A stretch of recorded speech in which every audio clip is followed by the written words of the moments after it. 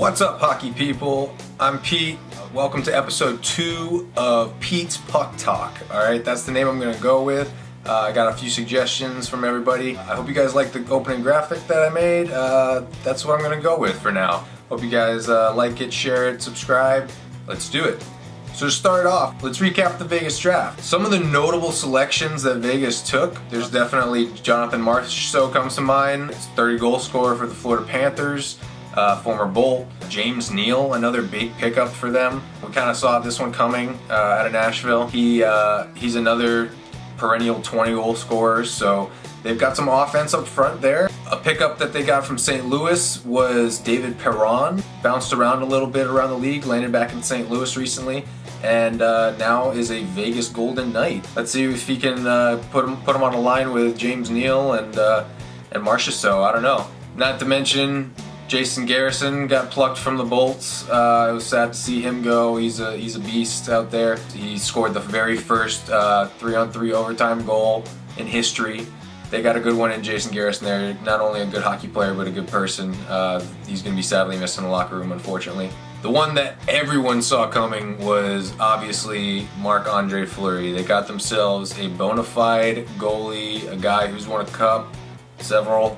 He's gonna be the star, I think, in Vegas for sure. He's got that personality. He's got a little flair to him, so they're gonna love him out there. He's perfect for Vegas. Some of the notable guys that Vegas passed on are Joe Thornton from San Jose. I think he would have been perfect for Vegas. He's a veteran. They need some depth down the middle, and he's a bona fide assist machine, so I think they kind of missed out on Joe Thornton there. Another guy that they passed on was Bobby Ryan from Ottawa. He just went to the Stanley Cup final. He's fairly young still.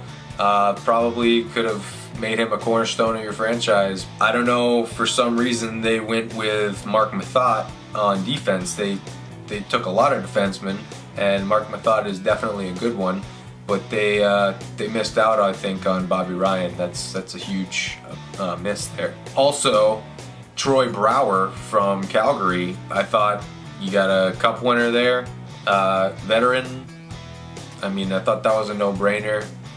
Vegas was stockpiling defensemen, and it looked like they were going to maybe flip a couple of them, and we saw that in the Van Riemsdyk trade. They flipped them right away to Carolina, so thought that was pretty slick by them. I don't think Chicago would have let him go to Carolina, honestly, in a trade or anything, so Carolina doesn't have a lot of assets to offer, so they got lucky there. So let's talk about the NHL entry draft that happened on Friday. I was fortunate enough to attend a draft party for our Tampa Bay Lightning, and it was pretty shocking to see Nico Hischier go first overall to the New Jersey Devils. I think it was a good pick by them. I think they got a little scared by Patrick's injury history. I would be too. But it looks like Philly is going to get a player that they're comfortable with.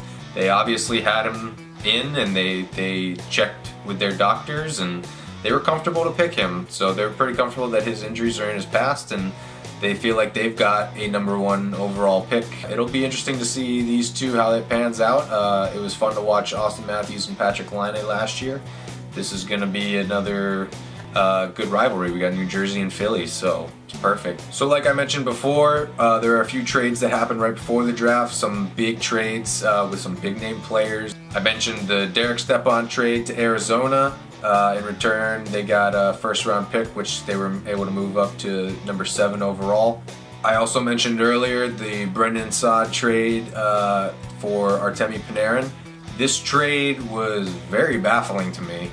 Chicago let Saad go a couple years ago, and they ended up bringing in Panarin from the KHL, I believe, and he's been unbelievable with Patrick Kane. So then you have Brendan Saad coming back in, and you trade Panarin to Columbus. This trade just confuses me. I'm anxious to hear how Chicago fans feel about this. I know they're big fans of Brendan Saad, the man-child. We all know and love him. I'm not saying I'm not a fan of Saad. I'm just saying Panarin is a great player, and you had Saad. You let him go. It's a weird weird situation for me. Congrats to you, Columbus. You got an excellent player. I don't think he's going to be as good as he was in Chicago because he doesn't have a Patrick Kane in Columbus to play with.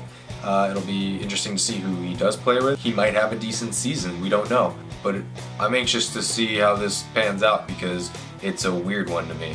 Alright, and for the final segment, I just want to recap the Tampa Bay Lightning picks. Yeah, I mean, I'm a Bolts fan, so let's get into this. The first round pick, number 14 overall, Cal FOOTE. I'm so stoked about this pick. He's huge. He's an American-born defenseman. He doesn't play exactly like his father, but he's gonna be a key piece right next to Victor Hedman, I think. These two are gonna be cornerstones of our defense for a long time. Our second pick in the second round was Alex Volkov, kind of an off-the-board pick. Don't know too much about him. I did a little research on him. Kind of a off-the-board pick in everyone else's eyes. So kind of be interesting to look down the road and see who we passed on to take this guy. He might pan out. I don't know. Stevie Y is a mastermind, and our scouts, Al Murray, they know what they're doing. I trust them. So we'll see. We've got a rookie camp coming up soon. It'll be interesting to see if this guy's invited, and I look forward to seeing if this guy's going to pan out. Our third round pick is Alexei Lipanov. I think I'm pronouncing that correctly. He's a center from Russia, obviously, and it looks like he's going to be playing for Barrie in the OHL, the Barrie Colts. He's invited to the camp, so we're definitely going to get a good look at him. Next, we got a defenseman from Minnesota, Nick Perbix. Another big guy, 6'4", almost 200 pounds, due to go to St. Cloud State University, just like another pick right behind him. Cole Gutman, a center. He's also due to go to St. Cloud State. Little smaller, 5'10", 163 pounds. Last, we got Sam Walker, another center from Minnesota. He's actually due to go to University of Minnesota. 3 Minnesota boys. We got a guy from Colorado. Yeah, a lot of U.S. blood in this draft for us. And then we got the 2 Russians, so there seems to be kind of a theme there. I kind of like it. Okay, so that'll do it for this episode. I hope you guys enjoyed it. I just want to say a quick thanks for everybody for watching the first episode. Thank you for supporting me.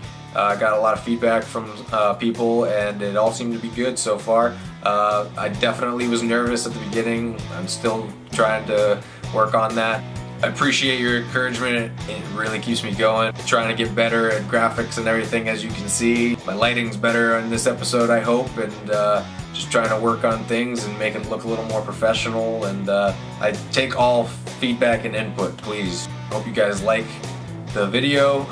Comment down below, and please subscribe, and we'll keep these rolling out every once in a while, and whenever there's breaking news, I'll give it to you. Alright, thanks again for watching, everybody, and stay tuned for the next episode.